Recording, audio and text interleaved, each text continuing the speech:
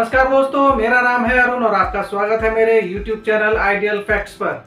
दोस्तों, आज के इस वीडियो में मैं आपके लिए हमारे भारत की भारतीय चिकित्सा पद्धति आयुर्वेद के बारे में कुछ महत्वपूर्ण जानकारी व तथ्य लेकर आया हूँ। दोस्तों, आयुर्वेद यानी कि जीवन का विज्ञान, जो हमें यह सिखाता है कि कैसे हम अपने शरीर को निरोगी व जीवन को दीर्घायु बना सकते हैं। दोस्तों, भारतीय चिकित्सा पद्धति यानी कि आयुर्वेद के इतिहास के बारे में अगर हम जानें तो हम पाएंगे कि हमारे देवताओं की एक चमत्कारिक चिकित्सा पद्धति थी, जिसे भारत की धरती पर मानव कल्याण व उसके स्वास्थ्य व निरोगी जीवन के लिए लाया गया था। आज भी आयुर्वेद को हमारे पूर्वजों द्वारा संरक्षित व व्यवस्थित करके रखा गया है। दोस्तों, आयुर्वेद भारत की सबसे प्राचीन व विश्वसनीय चिकित्सा पद्धति है। आज के इस दौर में जहां हम अपनी गलत जीवन शैली के कारण कई तरह के रोगों से घिरे हुए हैं, वहीं आयुर्वेद हमारी सामान्य बुखार से लेकर कैंसर जैसी जटिल बीमारियों का इलाज बहुत ही प्रभावी तरह से कर रहा है। दोस्तों, आयुर्वेदिक चिकित्सा पद्धति कैसे कार्य करती है, इसकी अधिक जानकारी के लिए हमने बात की है आयुर्वेदिक डॉक्टर प्रियंका पांडे जी से, जो कि दिल्ली में केंद्र सरकार की स्वास्थ्य योजना के तहत चलाए जा रहे अस्पताल में मुख्य चिकित्सा अधिकारी के रूप में कार्यरत हैं। आयुर्वेदिक चिकित्सा के माध्यम से लोगों का इलाज कर रही हैं। इनसे बात की है मेरी सहायिका एकता पुरोहित जी ने। तो आइए रुख करते हैं एकता जी का और शुरू करते हैं आज का वीडियो। नमस्ते मैम, आपका हमारे चैनल में स्वागत है। सबसे पहले मैम, मैं आपसे ये जानना चाहूंगी कि आयुर्वेद क्या है एवं सामान्य भाषा में हम इसे कैसे समझ सकते हैं। देखिए, आयुर्वेद नाम ही बताता है कि ये आयु का वेद है। जैसे कि सभी जानते हैं कि वेद है अबाउट नॉलेज। वेद जो है वो ज्ञान का भंडार है। ऐसी आयुर्वेद में अगर हम बात करें तो आयुर्वेद यानी आयु का वेद, जिसमें हम लाइफ के बारे में ज्यादा से ज्यादा नॉलेज प्राप्त करें। कैसे हम अपनी लाइफ को ज्यादा मीनिंगफुल बना सकते हैं, स्वस्थ बना सकते हैं, हम अपने फिजिकली हेल्दी रह सकते हैं, मेंटली हेल्दी रह सकते हैं, सोशली हेल्दी रह सकते हैं। तो ये सारी चीजें आपको अपनी लाइफ स्टाइल कैसी रखनी है, आपको अपना दिनचर्या डेली रेजिम कैसे रखना है, सीजनल रेजिम कैसे रखना है, और क्या मोरल कंडक्ट्स होने चाहिए एक व्यक्ति के, इन सभी बारे में वर्णन है। और आयुर्वेद का उद्देश्य ही मेनली ये है कि स्वस्थस्य स्वास्थ्य रक्षण आतुरस्य विकार प्रशमन, यानी स्वस्थ व्यक्ति, जो इंसान हेल्दी है, उसके हेल्थ को प्रिजर्व करना, और अगर उसे कोई डिजीज हो जाए तो उस डिजीज को दूर हटाना। तो ये दो मेन आयुर्वेद के एस्पेक्ट है, preventive aspect and curative aspect. दो चीज है मतलब आयुर्वेद में मेनली। अगर मैम हम इतिहास की बात करें तो दो लोगों का नाम सामने आता है, चरक और सुश्रुत। चरक और सुश्रुत का अपना एक महत्व है, लेकिन हम जानना चाहेंगे कि उन दोनों में से बेहतर कौन है। थोड़ा सा आपके लिए प्रश्न मुश्किल है, लेकिन अगर हम दोनों की बात करें तो दोनों में से किसका योगदान हम बेहतर मानेंगे आयुर्वेद में। देखिए, चरक और सुश्रुत दोनों ही आयुर्वेद का इंटीग्रल पार्ट है। चरक भी उतना ही इम्पोर्टेंट है आयुर्वेद के लिए और उतना ही सुश्रुत भी। चरक जो है वो सुश्रुत से थोड़ा पहले का ग्रंथ है।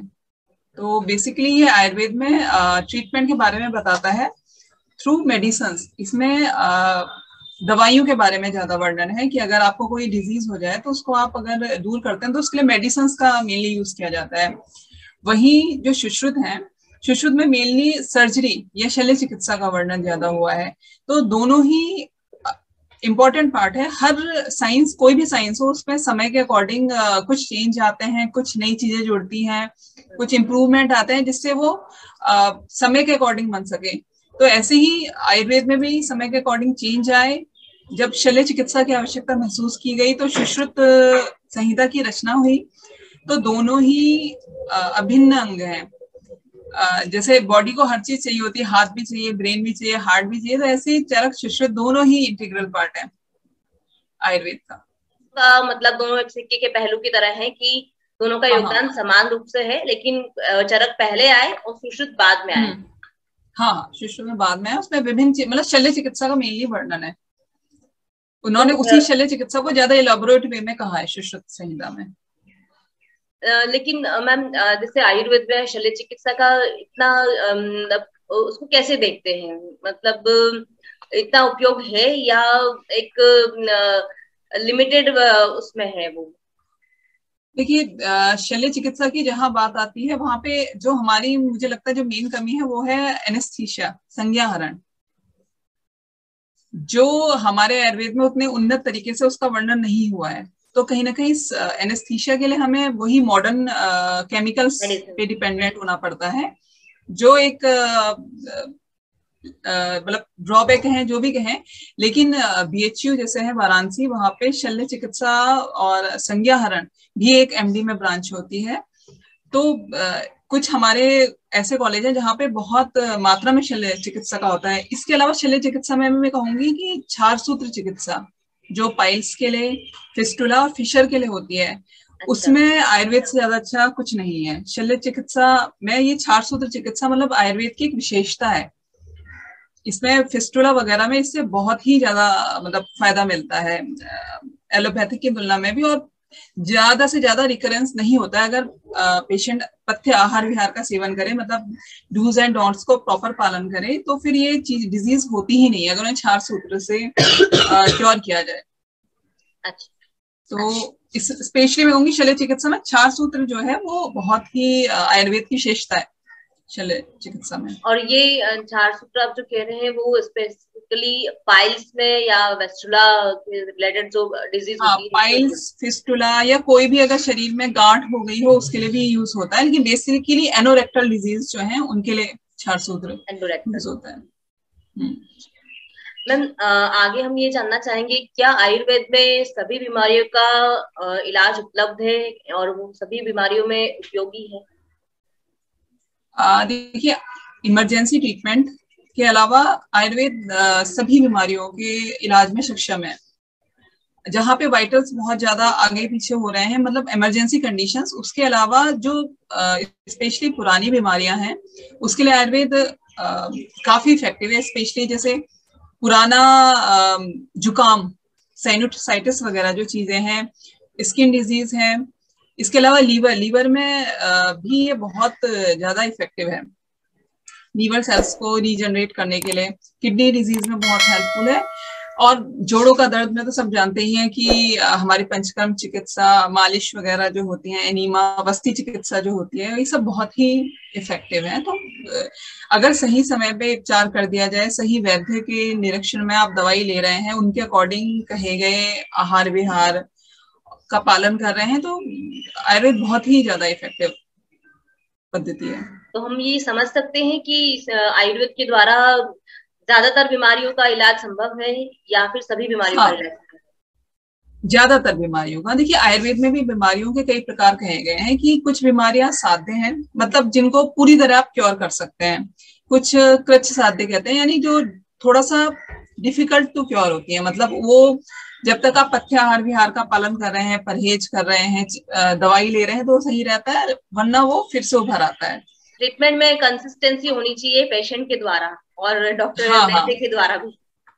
हाँ, और थोड़ा सा परहेज तो मैं कहूंगी कि आयुर्वेद में करना ही पड़ता है। उन सब को अगर आप ठीक से फॉलो करें तो फिर निश्चित ही डिजीज को बहुत अच्छे से हम मैनेज कर सकते हैं।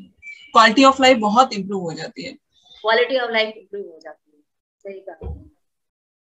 क्वालिटी ऑफ लाइफ इंप्रूव हो जाती है तो आगे मेरा प्रश्न ये है कि इस पद्धति से रोग निदान के लिए उपचार कैसे किया जाता है, मतलब कैसे आप उसको उपचार में लाते हैं? आयुर्वेद को कैसे उपचार के लिए यूज किया जाता है? देखिए, पहले आपने बात करी कि रोग निदान यानी डायग्नोसिस, कि हम कैसे पहचानेंगे कि पेशेंट को ये बीमारी है।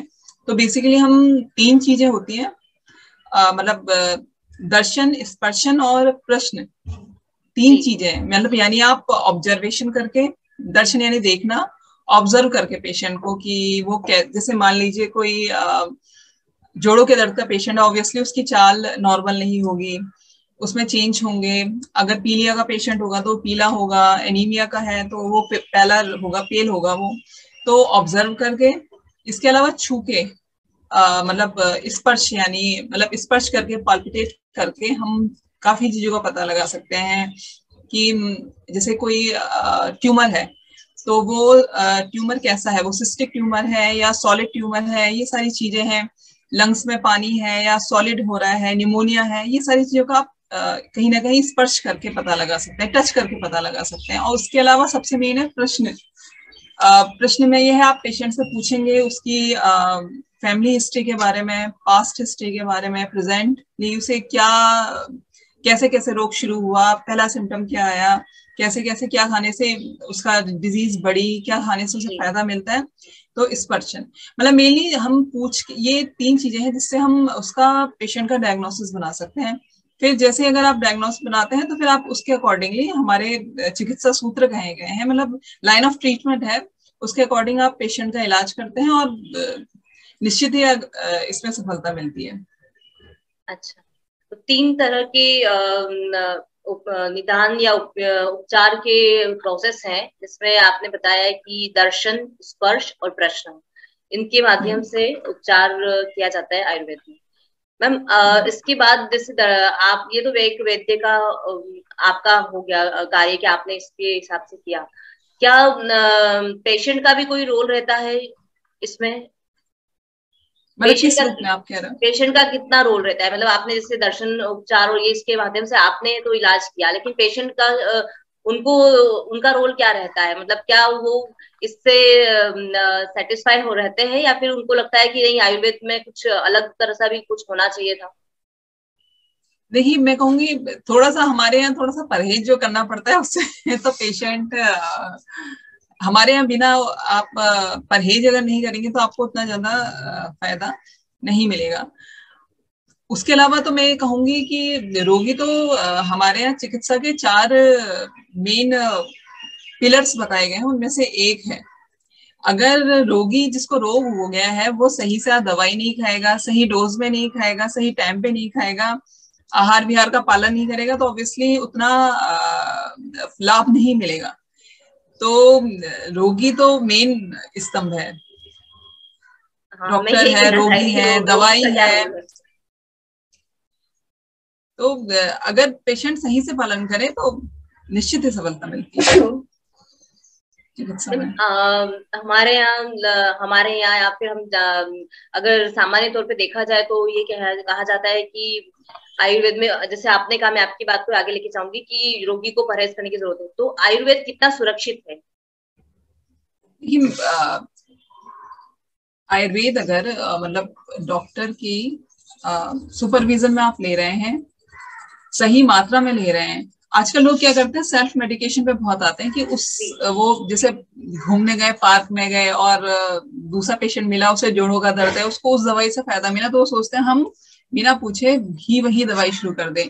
तो मैं कहूंगी आयुर्वेद ऐसे साइंस नहीं है, ये कस्टमाइज्ड साइंस है, मतलब हर पेशेंट में हर दवाई का इफेक्ट डिफरेंट डिफरेंट आएगा। आपको मतलब टाइम के अकॉर्डिंग, सीजन के अकॉर्डिंग, पेशेंट कहाँ का है, उसका एज कैसी है, उसकी प्रकृति कैसी है, जैसे हमारे वात पित्त कफ प्रकृति है, तो उसके अकॉर्डिंग हर चीज में, मतलब हर पेशेंट में किसी भी दवाई का इफेक्ट अलग आता है। हो सकता है कोई अब जैसे हम खुद ही होता है कि हम, कुछ लोग होते हैं बड़ा मसालेदार खा लेते हैं, उन्हें मसालेदार खाना खूब पसता है, और कई लोगों को नहीं पसता है।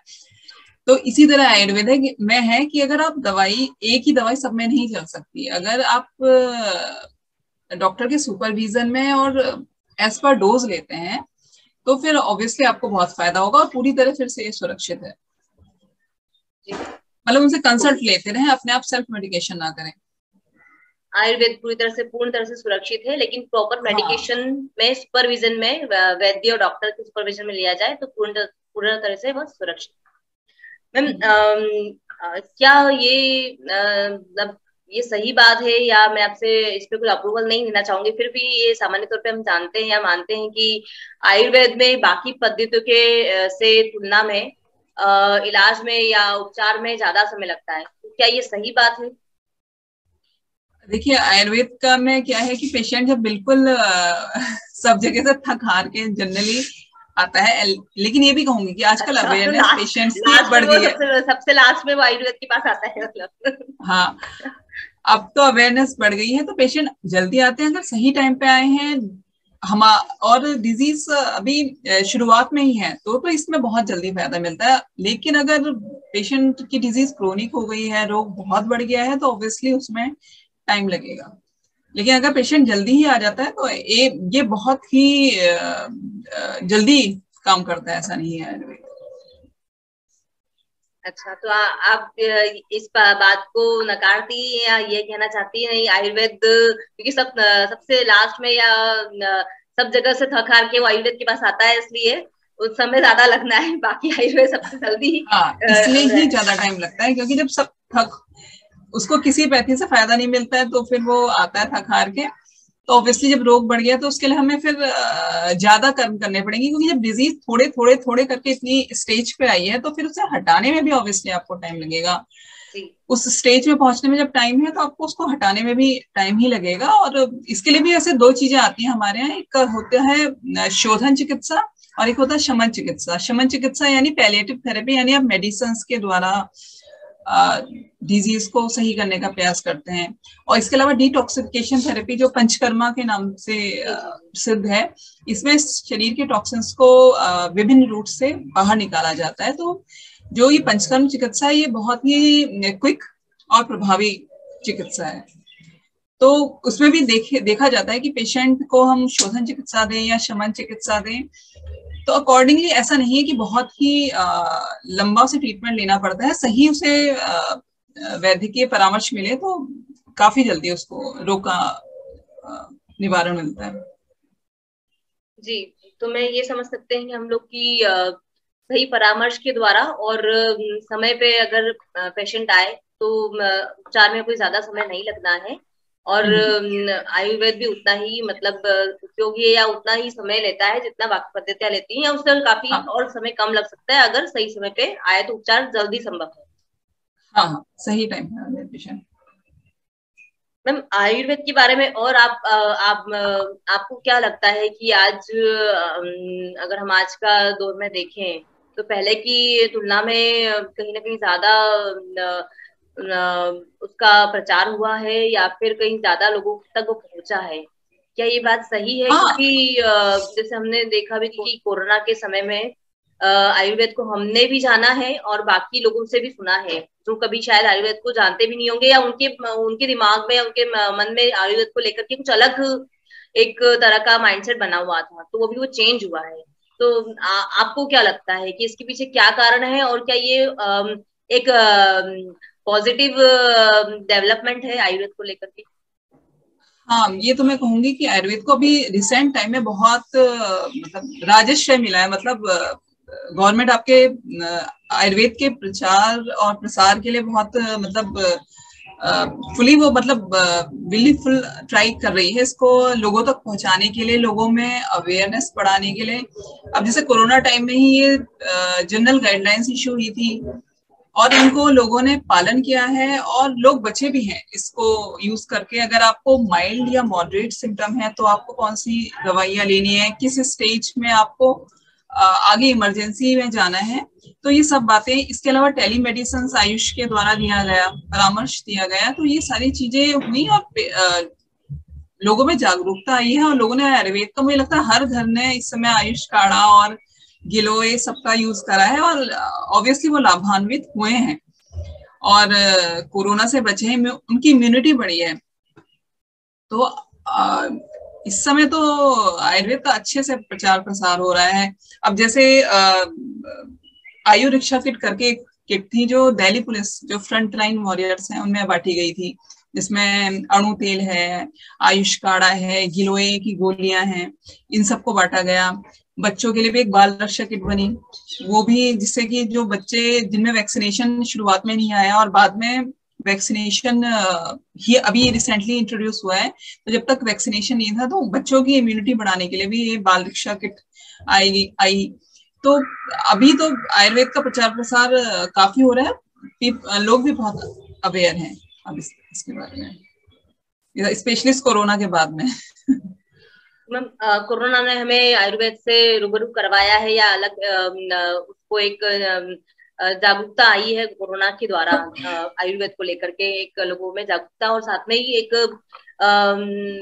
विश्वास जागा है, मतलब एक विश्वास हुआ है कि इस पद्धति से भी कोरोना जैसी बीमारियां, जैसे आपने, मैं इसको रिलेट कर रही हूँ उसकी कि आपने कहा ना कि जुकाम जो बहुत समय से लंबा जुकाम है उसका उपचार आयुर्वेद से बेहतर किसी में नहीं है। So like we can relate that, क्योंकि ये भी क्रोनिक डिजीज में या फिर वायरस, अगर कोरोना को हाँ वायरल डिजीज ही है, बेसिकली रेस्पिरेटरी सिस्टम की ही डिजीज है, तो बहुत इफेक्टिव है ये। और स्पेशली हम लोग तो इम्यूनिटी पे काम करते हैं, तो इम्यूनिटी अगर आपकी अच्छी है तो आप देखिए, इन्फेक्शन तो हर कहीं है, अगर आपकी इम्यूनिटी अच्छी है तो आप उसको, और थोड़ा सा आप मास्क वगैरह का यूज करें, सोशल डिस्टेंसिंग करें, तो आप बहुत मतलब बच सकते हैं इस कोरोना से। आई थिंक इम्यूनिटी जो है वो सबसे बड़ी चीज है, इम्यूनिटी और स्ट्रेस फ्री लाइफ, मुझे लगता है ये दो चीजें हैं कोरोना के लिए सबसे ज्यादा। ये कह सकते हैं कि आयुर्वेद ने कहीं ना कहीं इम्यूनिटी स्ट्रॉन्ग करने में, कोरोना को हटाने में और इम्यूनिटी स्ट्रॉन्ग करने में अपना योगदान दिया है, even though we have a vaccination from government side, but जो आयुर्वेद ने अपना कार्य किया है या घर घर में साथ में आयुर्वेद का भी यूज करें, क्योंकि एंटीबॉडीज अभी इसमें एक्चुअली कोरोना के लिए रिसर्च चल ही रही है कि वो एंटीबॉडीज अगर वैक्सीनेशन से बनती है तो कब तक रहती हैं, कब तक उसका कंसंट्रेशन रहता है। तो साथ में मुझे लगता है आयुर्वेद का भी यूज करा जाए इम्यूनिटी बढ़ाने के लिए, तो वो भी बहुत मतलब हेल्पफुल है, और सिर्फ इम्यूनिटी ही नहीं और भी बॉडी के लिए ये काफी अच्छा काम करेगा, सिर्फ कोरोना ही नहीं और इन्फेक्शंस के लिए भी, और इन्फेक्शन से बचने में भी बहुत कारगर है ये सारी चीजें। तो वैक्सीनेशन तो लें, लेकिन आयुर्वेद की दवाइयों का यूज करें, इससे इम्यूनिटी बढ़े तो कोरोना और भी चीजों से आप बच सकते हैं। आप जैसे कह रहे हैं कि इम्यूनिटी स्ट्रॉन्ग करता है, तो कोई मतलब कोई इतना इजी सा कुछ आप बता पाएंगे भी थोड़े कम समय में कि इम्यूनिटी स्ट्रॉन्ग करने के लिए घरेलू मतलब क्या लोग ले सकते हैं, या फिर अपनी दिनचर्या को कैसे सीमित रख सकते हैं? देखिए दिनचर्या में तो मैं कहूंगी आपके सुबह जागने का टाइम, उसके बाद आप क्या फॉलो कर रहे हैं, स्पेशली मैं कहूंगी खाने पीने का सबसे ज्यादा इम्पोर्टेंट रोल है कि आप खाना किस मात्रा में खा रहे हैं। एक्सेसिव ईटिंग मुझे लगता है आजकल सबसे ज्यादा प्रॉब्लम हो गई है। एक तो तला भुना हम लोग खाते हैं, हमें खाना चाहिए थोड़ा सा लाइट डाइजेस्टेबल फूड, लेकिन अधिकतर हम लोग क्या है आजकल बाहर देख देख के और थोड़ा सा मतलब आउटसाइड फूड का ज्यादा प्रचलन है। अब वो आउटसाइड फूड जो होता है वो चटपटा होता है, तो फिर ऑब्वियसली ज्यादा खाया जाता है। तो मुझे लगता है एक्सेसिव फूड और जंक फूड जो है वो मेन प्रॉब्लम है, और जो अगर ज्यादा मात्रा में खाए तो हमारे यहाँ तो इसको एक कंडीशन कहते हैं आम, यानी इनडाइजेस्टेबल फूड की वजह से कहीं ना कहीं टॉक्सिन्स माना जाता है। ये टॉक्सिन्स कहीं ना कहीं पूरी बॉडी की इम्यूनिटी को गिराता है, और मतलब किसी भी इंफेक्शन को फ्लोरिश करने के लिए एक मीडियम का काम करता है। तो अगर आप, मुझे लगता है फूड पे स्पेशली बहुत ध्यान दें तो आधे आपकी इम्यूनिटी वैसे ही सही रहता है। मतलब आयुर्वेद में तो कहीं ना कहीं डाइजेशन को ही कारण माना गया है हर चीज का। अगर आपका डाइजेशन अच्छा है तो आप इम्यूनिटी बढ़िया है, आपका शरीर अच्छा स्ट्रांग बनेगा, आपको खाने से मिले हुए तत्व विटामिन मिनरल्स मिलेंगे, बॉडी अच्छा ग्रो करेगी। तो डाइजेशन का मुझे लगता है सबसे ज्यादा योगदान है उसमें भी। यही देखिए सब इसमें दिनचर्या में जैसे बातें कही जाती हैं कि आप सुबह उठें, सुबह उठ के उषा पान नॉर्मली भी लोग करते हैं कि सुबह उठ के पानी पीते हैं, उसको पिया जाए तो आपका डाइजेशन सही रहेगा। इसके अलावा छोटी छोटी चीजों के बारे में आयुर्वेद में चर्चा की गई है कि आपको नहाना है, आपको व्यायाम करना है तो कितना करना है, मतलब आपको एक्सरसाइज करनी है। अगर अब जैसे इस समय गर्मी है तो गर्मी में ये बातें कही गई हैं कि आपको व्यायाम ज्यादा नहीं करना चाहिए, लेकिन अगर आप यही विंटर्स होती हैं तो विंटर्स में आपको जो एक्सरसाइज करनी है वो ज्यादा कर सकते हैं, वो आपके लिए ज्यादा हेल्पफुल होगी। लेकिन ये मतलब हर चीज के बारे में वर्णन किया गया है कि आपको अगर गर्मी में एक्सरसाइज करनी है तो कैसे करनी है, आपको गर्मी में खाना खाना है तो कैसा खाना है, विंटर्स में आपको क्या खाना है तो कैसा यूज करें जिससे आपकी बॉडी स्ट्रांग बनी रहे, मतलब आप उस मौसम को, उस चीज को सहन कर सकें और आपकी इम्यूनिटी मौसम के बदलावों के अकॉर्डिंग आपकी इम्यूनिटी में फर्क ना पड़े और आप इन्फेक्शन ना पकड़े। वरना जनरली आपने यही देखा होगा कि जैसे ही मौसम चेंज होता है लोग बीमार पड़ना शुरू करते हैं। तो आयुर्वेद में ये सारी बातें कही गई हैं कि आप क्या क्या आहार विहार का पालन करें एज पर सीजन, जिससे कि आपकी इम्यूनिटी स्ट्रांग बनी रहे।